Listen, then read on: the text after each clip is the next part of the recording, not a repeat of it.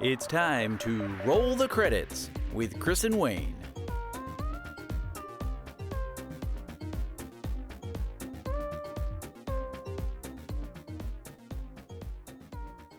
Good evening, and welcome once again to Roll the Credits with Chris and Wayne. I'm Wayne Pyle. And I'm Chris Ty. And Roll the Credits is the official video podcast of the Hunter Mountain Film Festival, which is running for 3 days this year from October 23rd through the 25th, and we're completely online. Make sure you check out all the other great content available at huntermountainfilmfestival.com. Hey, Chris, before we get started tonight, Do you speak another language, or have you ever had to use a different accent or anything like that for a role? Well, you know, Wayne, in another lifetime, I was working in management at Campbell Soup Company out in California. And I had some guys who were working for me who were Hindu, and they spoke Hindi. And, you know, we got along great, and we had a good working relationship. And they all spoke the language among themselves, and they thought it'd be fun if I could learn a few words, for communication. And they gave me a book, and I started picking it up. And I enjoyed the language so much. One day after work, we're all just sort of sitting around, goofing around. And they said in their language, okay, we're going to get out of here now. I understood what they said. And I said, no. Do baji tuksafai karo, which means, no, you'll stay and clean up until 1:30. And he's learning too much. The next day, that book was gone out of my desk. There you go. How about the accent for an audition or for a role?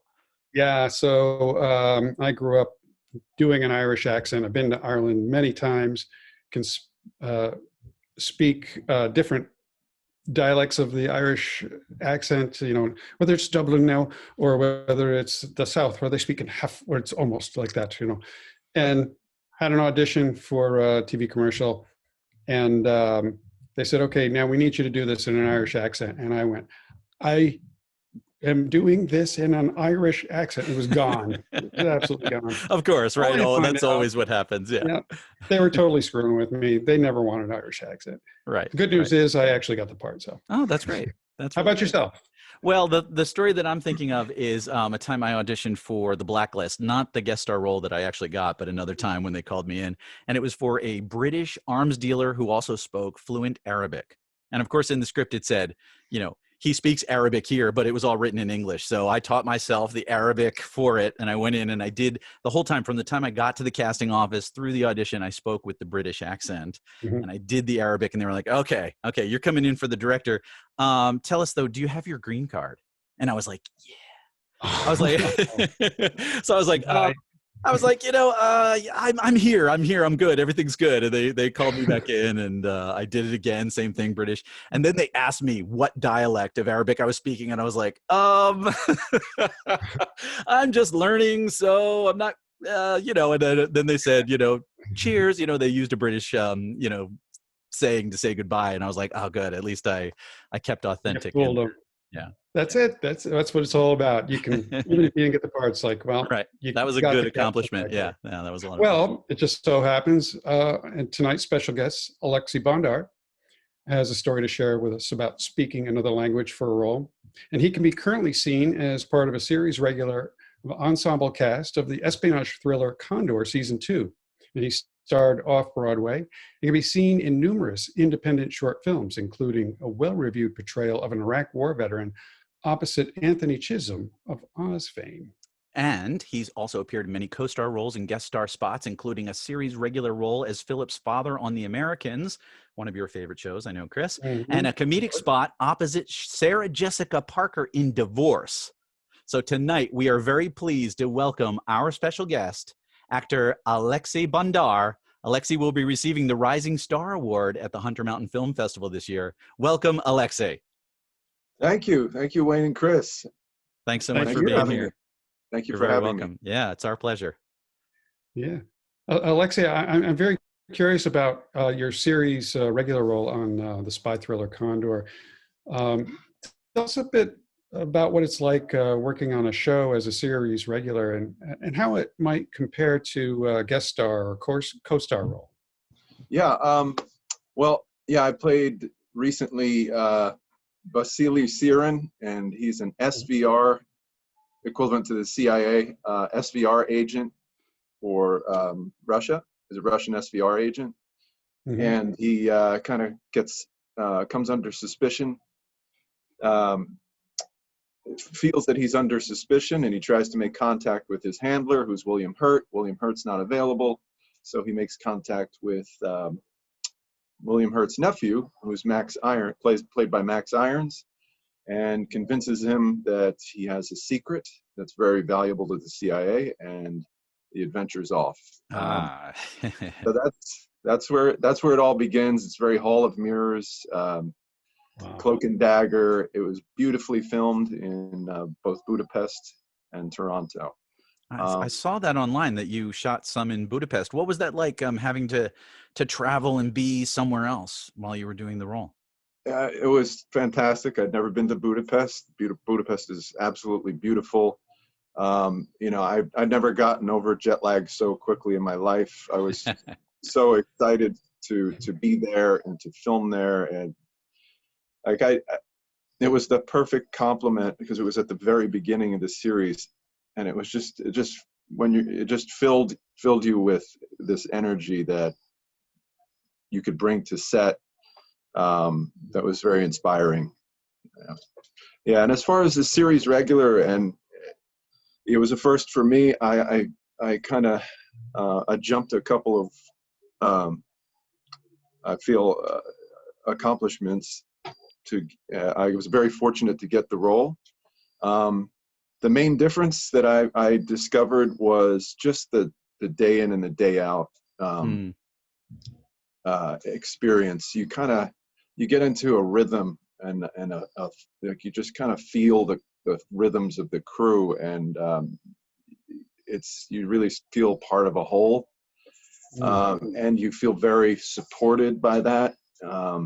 So you really can get into a very nice sense of ease and confidence, and you start understanding camera setups, and you understand, you understand what each moving part is. And for me, the great feeling was I'm just part of this crew. So that was the main difference. Guest star, while I loved, I just felt like I felt like literally a guest of the crew. Right. For the day. So I felt it was almost a little more pressure, because I had to kind of show up, execute, and make sure they had a good day, Yeah, you got to deliver the goods, right? In a short amount of time. Now, you heard us talking a little bit about the language thing, and you and I had talked a little bit about your fluent speaking of Russian, and you said that you're American, born and raised, and you're barely a beginner in the Russian language, and yet you're cast in and pulled off this fluent speaking Russian, even though you barely understand what you're saying. So I'm really curious about this, because you heard my story about trying to do Arabic and things like that. Just tell me a little bit more about that and how that's been for you. Yeah, I mean, that, by the way, kudos to having somebody ask you if you had a green card.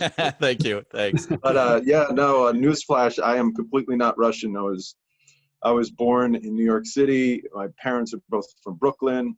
My father's first generation Russian Ukrainian. My mother's just Brooklyn Irish. So it's it's been a blessing and a curse. It's opened doors for me.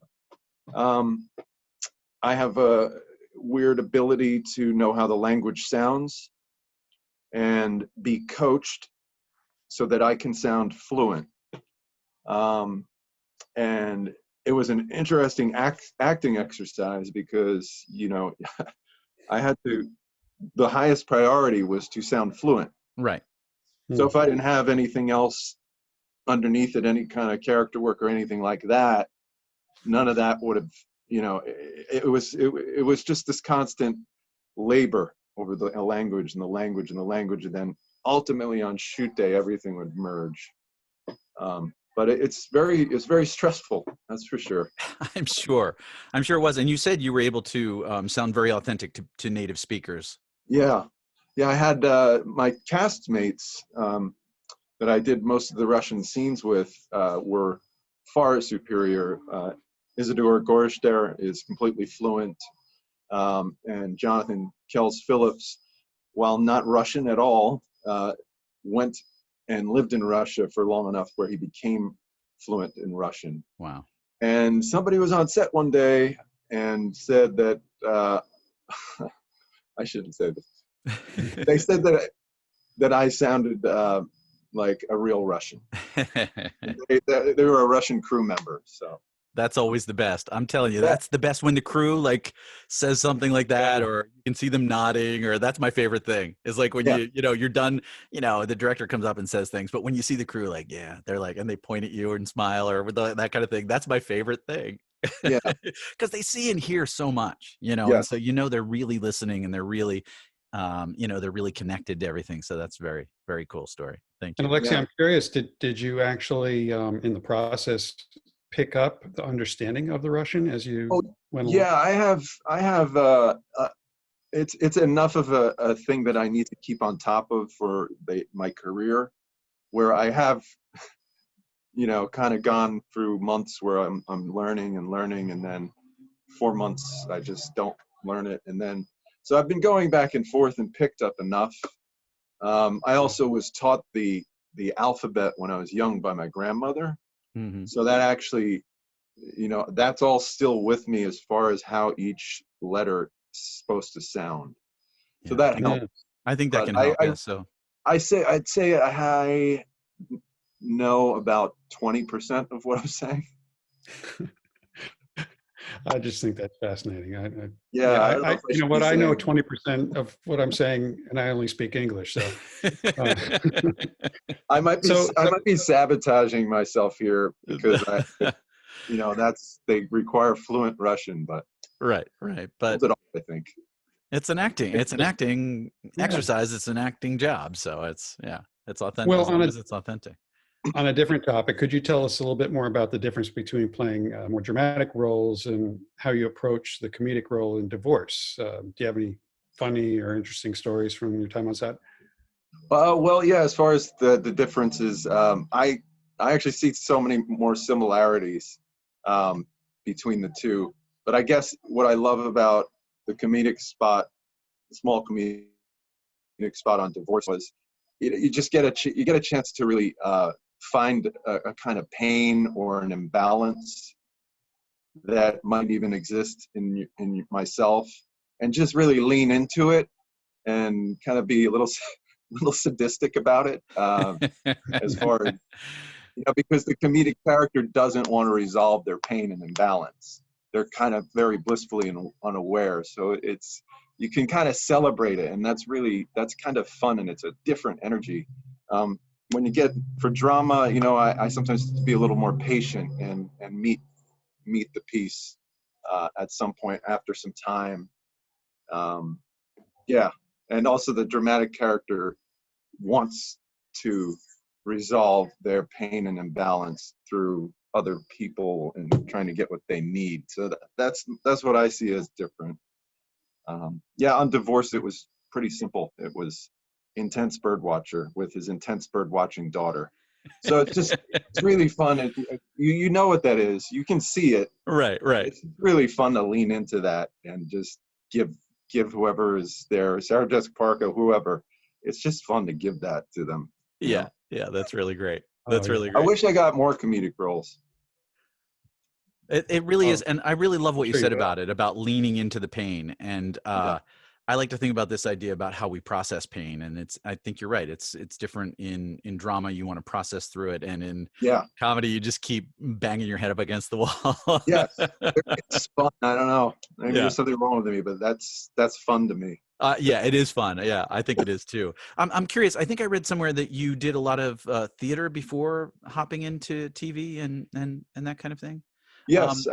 What are some moments that you remember about either your theater work or deciding to? Did you make a decision to switch from theater to film and TV, or did it just sort of happen? Could you share like that experience with us? Yeah, sure. I had been training in New York for solid 3 years, not even auditioning, and then I just got 2 back-to-back plays, and I played the lead, and it was amazing experience, just constant acting. But anyway, so after that, I just decided there's too much going on these days. Yeah. You know, better get started now. So I started to really try to make the transition. It was a little difficult at first, a little frustrating. I felt like one of a dog with one of those cones on a little bit. Good image. Getting used to camera. But I stuck with it. I was pretty determined, and I finally got the sense of, you know, the frame as a stage, the camera as a part of the scene. And once I did that, I was able to kind of take back all the things that I learned from theater and bring them into camera work. But it took me about a year of auditioning, and then I got my first co-star on Blacklist. Oh, great. Yeah. Oh, nice. Well, yeah, I'm sure our audience is curious about your approach to acting and auditions. What would be a good piece of advice for actors heading into an audition for, say, a series regular or a guest spot on television? Well, I'll start off with, well, yeah, just knowing. I love to get a solid amount of table work in, and just know what's happening from line to line, moment to moment, in between the lines. And if I don't know, then try and go, you know, imaginatively in and fill in the blanks. And knowing where I guess this is for both, knowing where, like what the character's purpose is in the writing. You know, what is the writer's intention, if you can. And then start getting into, well, what can I bring to it? How can I, whatever my process is, my method, where does that meet what's the obligation of the piece, and all the facts and the events. So I go through that, and, you know, it doesn't sound great. It sounds very, but then, It's the work. you know, That's the work. I mean, that, you know, some people don't I understand. think that's what people want to know, right, Wayne? Yeah, that is the work, though. Yeah. it is. It really is, and it's a little sacred, you know. And after I get through that, then I kind of like to let you know, imagination, intuition, any kind of personal experiences that I can thread, if it's required. Again, if it's not, if it's just, hey, do you have a green card? You know, Right, exactly. You know, that's just, there's not much there. No, so, not a lot in those. Yeah. So then it kind of becomes a flow, if I have time. Right. Yeah, and I think that goes for both the guest star and the series regular. The biggest difference, I guess, in the guest star, I guess you kind of try to make a little play of the scenes you have for yourself. I do, and then it's more attractive to me if I make a little play of what I'm supposed to do in the story. I completely and then get finally that. with the series regular. Yeah, with the series regular, I got on the other side of the curtain, and the showrunners, the directors, the producers, they are completely way more stressed out than you, and they're dying for you to just give them the one more thing they can check off their list of things to do. So yeah, just do your thing, and don't really put unnecessary pressure on yourself. Nice. Now, how do you deal with audition nerves? It does. It makes complete sense. Thank you for sharing that with us. Yeah. How do you deal with audition nerves out in the lobby? You know, I see a lot of different people. Some people talk to other people a lot. Some people have on headphones. Some people pace. Some people sit very still. Yeah. What's your usual process for being out there getting ready to go in? It depends. Really depends on what it is. But I'd say music is something that I use quite commonly. Just to keep focused and to drown out distractions. I like to, you know, I like to do, you know, get my body warmed up in the hallway if I can, in the bathroom. Yeah, I don't really care. Yeah. I'll go. You know, I won't do it in the audition room with the other actors, but Yeah. you know, they just, yeah. I bet those So bathrooms could tell a that's lot of probably stories the only.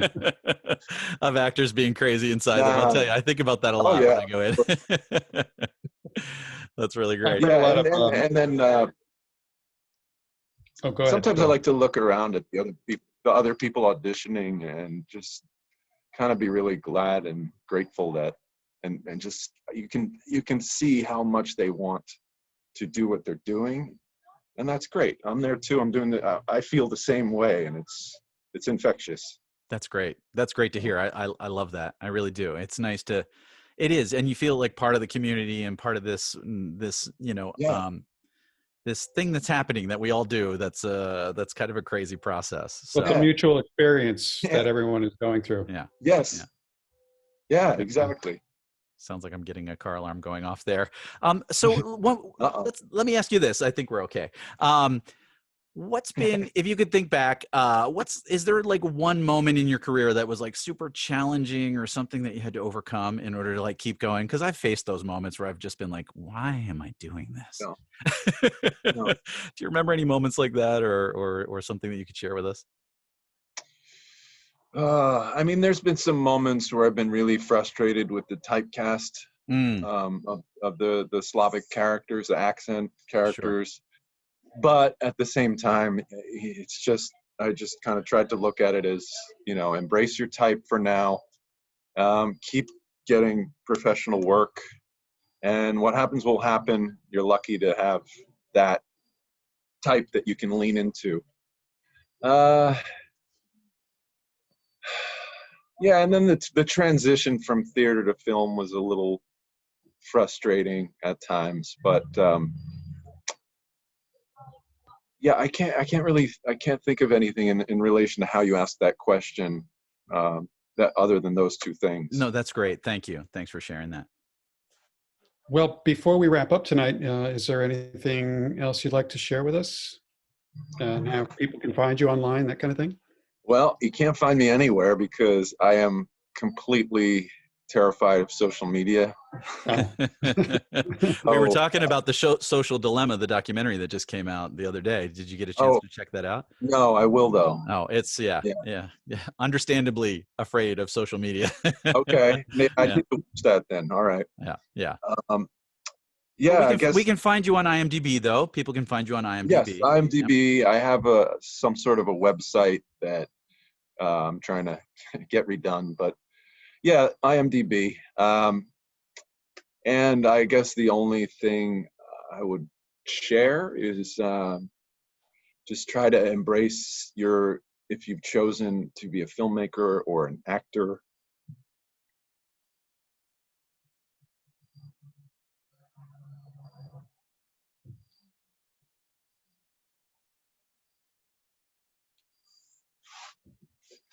Just try and embrace your life as an artist. And, you know, just if you trust your process and trust it. And if you don't feel like you have one or it's not working, go back, do it again, and you'll find it, and just dedicate yourself to it, because it's a pretty cool life if you get a chance at it. So, and it's worth it, and you're just a part of a whole that of a need for storytellers. So that's it. Words to live by. Yeah.